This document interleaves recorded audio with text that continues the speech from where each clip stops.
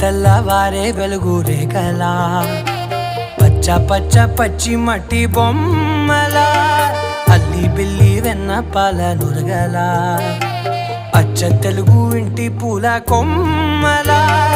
దేవదేవుడే పంపగా ఇలా దేవతే మా ఇంట అడుగే పెట్టెనంట బ్రహ్మ కళ్ళలో కాంతులే మా అమ్మలా మా కోసం మళ్ళీ లాలి పాడేనంట.